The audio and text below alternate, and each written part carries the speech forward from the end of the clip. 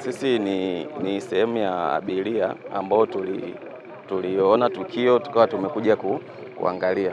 Of course tulikuwa kama tuko safarini, kwa hiyo tukiwa kwenye treni tukaona treni inasimama ghafla.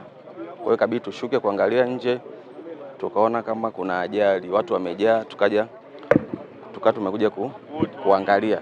Fika tunakuta ni bodaboda wawili ambao walikuwa wanakimbia wamejigonga kwenye treni. Kwa tumechofanya sisi ni kuwastiri na kupeleka mwili kwenye gari kwa mamlaka husika ambao wamekuja kuchukua mwili. Nafikiri ni mwendo kasi wa bodaboda ambao walikuwa nao, kwa sababu inavyosemekana ni boda walikuwa wanakimbizana. Walikuwa watatu, mmoja akawa yeye ameshapita, hao wawili wakawa wamejigonga kwenye kichwa cha treni. Nimefika maeneo ya hapo mbele kidogo tu ndo nikaona treni inatokea huku na hao waliofariki marehemu wao wawili wakiwa wanatokea huku wakiwa wanatoka kupeleka wanafunzi.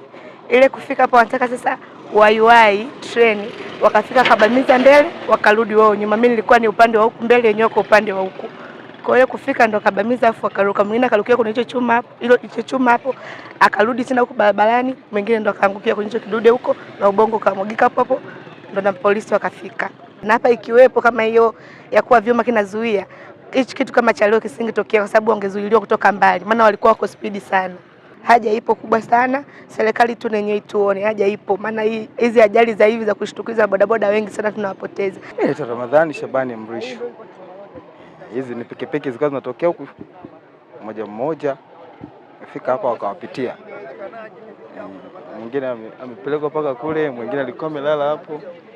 Ile kaponjeka hadi ubongo umebaki pale. Ila saizi maskari washakuja wamewabeba. Hao ni mabodaboda nafikiri na wengine wameshawafahamu hapo. Kwa majina anaitwa George Peace Masele, ni mwenyekiti wa mtaa wa Miemba. Tokeo hili limetokea asubuhi. Huwa ni kawaida ya hawa bodaboda huwa wanapeleka wanafunzi shule. Wanapowafikisha shule kisha waacha huwa wanakuja wanafukuzana. Kwa hiyo kwa bahati mbaya leo ndio kimewakuta kama kilichowakuta hicho. Hii ajali ilikuwa ni bodaboda walikuwa watatu, lakini mmoja aliwahi kupita.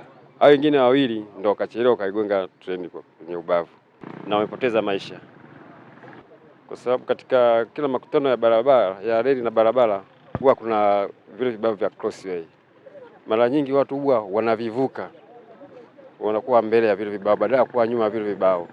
Lazima unapofika eneo la reli uangalie kwanza, kwa sababu vile huwa kuna kama treni inakuja lazima utasikia mungurumo. Lakini watu wengine huwa hawachukui tahadhari hiyo, kama kilichowakuta hao ndugu zetu leo. Wamekuja tu kasi na treni ilipiga honi, lakini kwa bahati mbaya ndo kimewakuta hicho. Cha kuwasihi tu wananchi wenzangu wawe makini katika makutano ya barabara na reli. Pikipiki hizi mbili zimegonga treni ya abiria aina ya Deluxe iliyokuwa inatokea Tabora kuelekea Kigoma. Tukio limetokea majira ya saa 1 za asubuhi na madhara yaliyojitokeza ni vifo kwa waendesha pikipiki wote wawili.